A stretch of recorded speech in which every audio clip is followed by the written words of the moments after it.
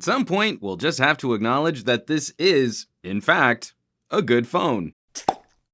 Can we make it a rule that we don't take Pixel review seriously until we see that the fabric case is kind of messed up? Someone actually used the phone enough to get a little life on it. Yeah, this got proper filthy, so for the rest of the review, I'm gonna take it out of the case. I finally feel comfortable talking about the phone that most people made up their minds on months before you could actually buy it. And it's a really good phone. If you've followed my channel for any length of time, you know what I'm going to rant about during this review. It's easy to review what this phone is not, and it's safe to just promote more popular manufacturers instead of digging just a little bit deeper to review what this phone actually is. Google is a software services company, and for better or worse, this phone is a platform to display Google's services. The hardware has gotten prettier over the years, but software development reigns supreme. It's the hardware on paper that seems easy to mock. It doesn't have the right chipset. It doesn't have the right storage options. It doesn't have a notch. I'm good with this overall look. I'd much rather have a forehead bezel than some stupid cutout of the most important aspect of interacting with the phone. Nowhere else in technology land is it okay to cut up a display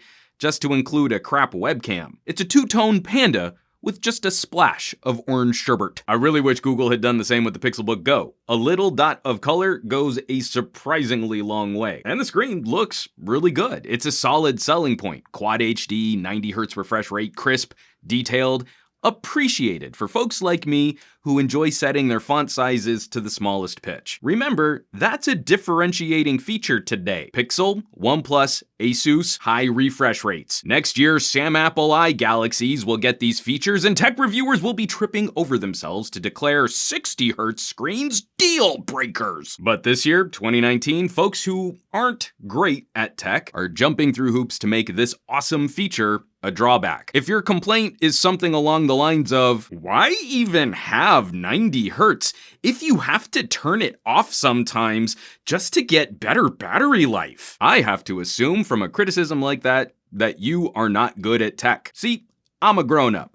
I understand that higher performance comes with higher battery drain, and I'm good with that. I can turn up the eye candy when I want it, and I can turn it down when I need to. I want the choice, and the Pixel actually has the hardware to do that. Next year, this feature will be expected. I want you to pay attention. I want you to watch who flip-flops, who's criticizing this today, and who declares it a must-have next year. It's such a dull, obvious popularity game. Likewise, the rest of the hardware and how the software is optimized for that hardware. Specs nerds have been really critical of this spec sheet while completely ignoring some of the astounding performance Google has eked out of this hardware. Like, we have a bunch of dorks stomping around farting out no replacement for displacement, but they're comparing the V8 from a 1970 station wagon against the straight 6 from a BMW M3. Google is pulling some surprising power out of the regular Qualcomm processor this year. I expanded my run of video production tests, timing how long 4 premium phones took to transcode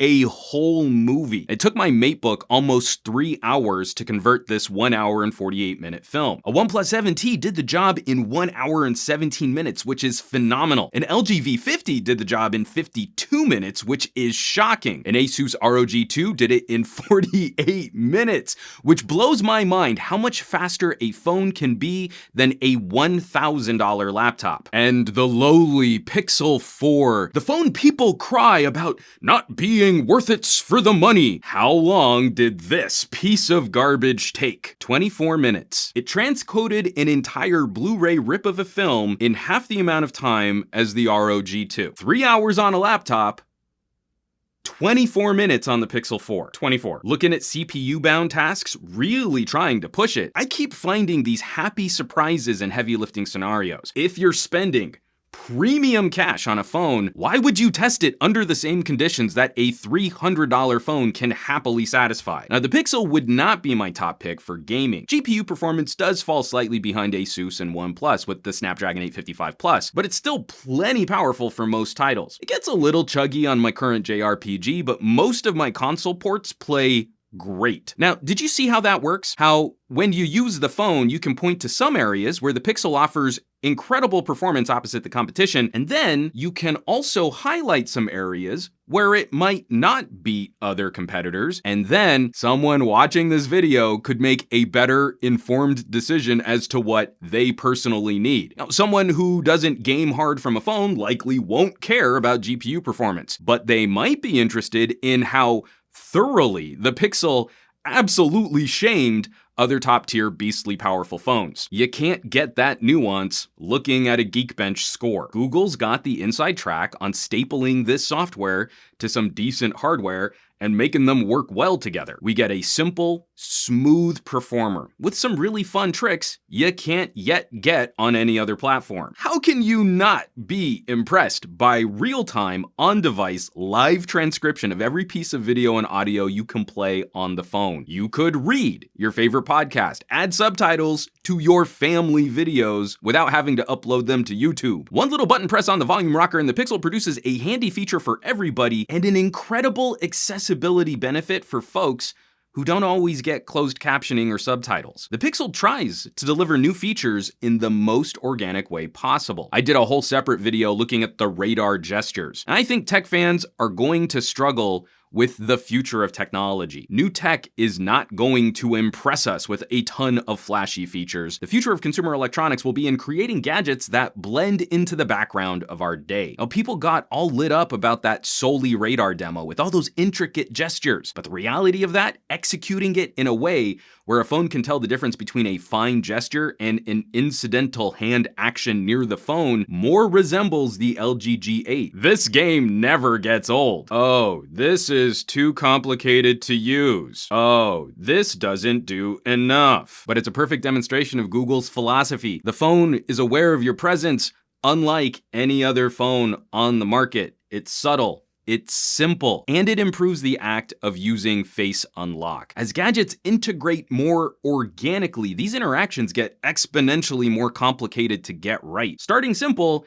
is the better play. It's not quite seamless, but it's a step in the right direction. And like all the folks who rightfully complained about the Face Unlock situation, the phone will unlock even with your eyes closed. And the time this video was shot, we still haven't gotten an update to address that. I've seen more than a few people acting like this is a tragic deal breaker. How could Google get this so wrong? So, of course, all those people were just as concerned about the Galaxy S10, right? This year, Samsung launched a phone where the Face Unlock could be fooled by a picture of your face, and the fingerprint sensor could be tricked by a cheap gel screen protector. And Samsung is the bigger brand, selling more units, potentially affecting more people. So we're all comparatively harsh, criticizing larger problems that would potentially affect many more people than Google's issues with the Pixel, right? Or is it more likely that it's just easier to pick on the smaller manufacturer and ignore the issues with the larger brand that spends more on advertising than the GDP of small nation states? Maybe if I just keep praising them, they'll put me in a commercial too.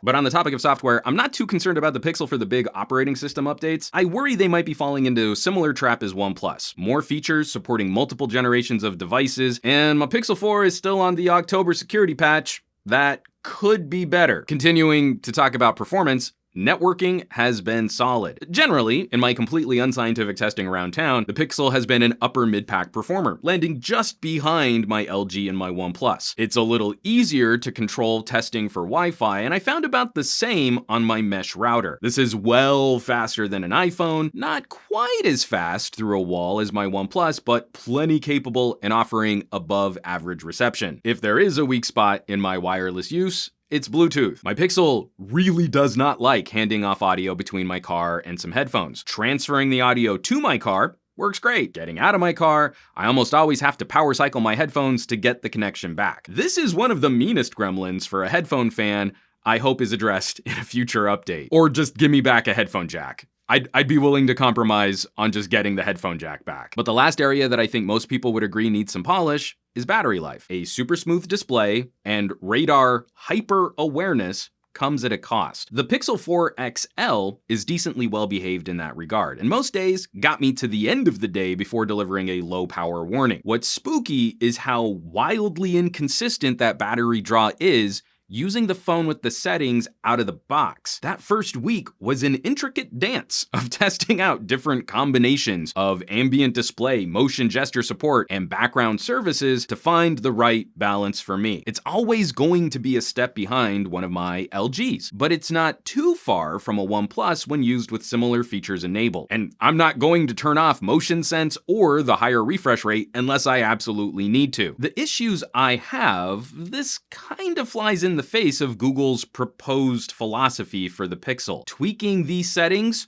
isn't easy, and there's a fairly poor conveyance as to what each setting does. You almost have to travel the whole settings list, and there's nowhere on the phone that you get a clearer explanation of what each piece does. The phone is so preciously trying to please you, to anticipate your actions, that it's constantly waking up. Using it in my car cradle, for example, I'd see the screen kick on from my hands turning the steering wheel. Now, while writing this script for this video, I think the Pixel was sensing my elbow while typing, and the screen kept waking up. When you get the Pixel to settle down, it's much better behaved, but it does take a little while to figure out how to do that. In a more controlled video streaming test, it's in the same ballpark as any other mainstream flagship. And the recharge numbers are pretty good too. I've recently changed how I test recharge rates. Instead of draining to about 50% and topping off, I'm now going all the way down to a low battery warning, and plugging in for 30 minutes, I arrived at a 45% recharge. That's not bad. Lastly, there is one gripe, which is almost an outright deal breaker for me. Google does not support HDMI output. In a year where Android 10 started building the backbone for a native desktop mode, and the Pixel is a ridiculously powerful performer, this would be a great handset to drive the idea that our phones could start replacing laptops. Over Thanksgiving, hanging out with my family, we were playing Tesla vs. Lovecraft on the living room TV, Nintendo Switch style, passing around a controller from an LG G8X.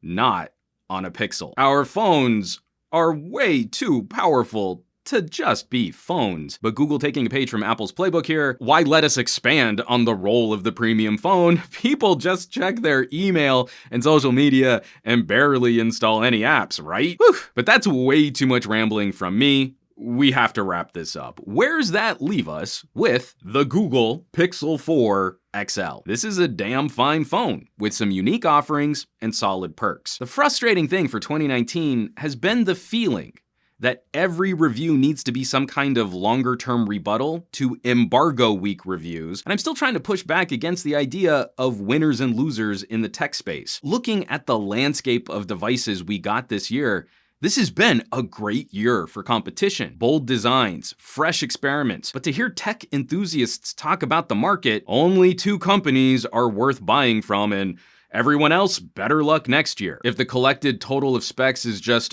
a little different than a popular phone, then that's a deal breaker. Oh well, not worth it for the monies. And that's exhausting because we know it's an unwinnable game. This phone is not exactly the same as a phone which will perform well for views on YouTube's popularity SEO algorithm, so it's a deal breaker. This phone is exactly the same as a popular phone, so why would you buy this when you can just buy a popular phone? Can't this manufacturer do anything original instead of just copying? This phone has some original features, but those features aren't on a popular phone, so they are just gimmicks and not worth buying. When the popular manufacturer uses these features, then they won't be gimmicks. They'll be must-have features. The Pixel smashes into that wall hard. Google set their sights on a similar hardware offering to Apple, which I can understand how that might ruffle some feathers. And then they built a lot of their claims on software services. But to say a Pixel's not worth it for the monies, you have to completely ignore all the things it really does bring to the table. I've played this game before, let's play it again. Full retail, the most expensive Pixel 4 XL is the same price as the smaller base model iPhone 11 Pro, where you'll get twice as much storage, the bigger, higher resolution display capable of a 90 Hz refresh rate, better Wi-Fi and LTE radios, higher quality audio codecs for premium headphones, and some novel air gestures after Apple gave up on 3D force pressing. Both phones offer up similar speaker performance. Both phones should be good for at least 3 years of updates. Apple will probably give you a bit more longer-term support than Google will. Apple delivers better Bluetooth audio stability and has that fancy ultra-wide camera that people seem to think is pretty keen now. We can be pretty sure that Apple will retain a higher resale value, but the Pixel will get more aggressive deals and sales. But back to that full retail price at $999, that's a really good fight. And you see how that's a collection of pros and cons and not a winner-loser verdict. Also note how we're comparing oranges to oranges on price. I'm not talking about an iPhone 11 Pro Max fully loaded. That's $450 more than the fully loaded Pixel 4 XL. Also note how I'm not setting the comparison for the Pixel on a sale or a trade-in price to try and make the Pixel seem more attractive. Outside of comparisons across the market, we should probably just get back to the phone. I'm having a really hard time pulling my SIM card out of the Pixel 4. Ultimately, I personally prefer the hardware features I get on an LG, but the core phone experience here is so smooth, it's not hard imagining an audience for this phone. It's really not. Not when you review what the Pixel actually is, instead of cherry picking what the phone is not and acting like those differences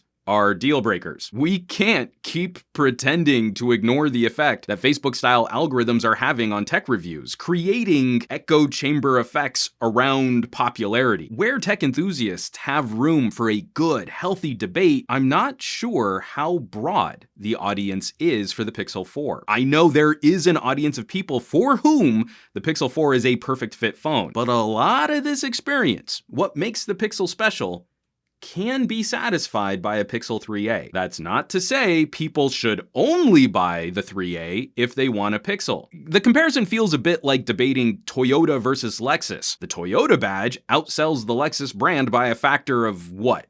10 to 1? Or like laptops. No one is calling the Surface a failure that after 7 years, Microsoft only makes up about 5% of the Windows market in the United States. But I digress. Back to phones. We shouldn't be too surprised that mid-ranger devices outsell premium handsets, but someone out there wants an upscale, nicer version of the Google phone. Hopefully, the person who will like what this phone has to offer will be able to find it when they look for it. I'll leave some links down below where you can find more info if you need more info on the Pixel 4 XL. Maybe shop one of these puppies online. As always, thanks so much for watching, for sharing these reviews, subscribing to this channel. More than just looking at my channel metrics to see which videos got the most traffic and which devices are the most popular, I really want to talk about phones the way we review laptops. More competition is always better than a locked up duopoly of a market. So if you'd like to help support the production of those conversations, there are links below, or you might consider joining the list of names currently scrolling by on your screen. It's a growing community of fun, like-minded tech pals, a huge resource for me when I'm planning future videos and editorials,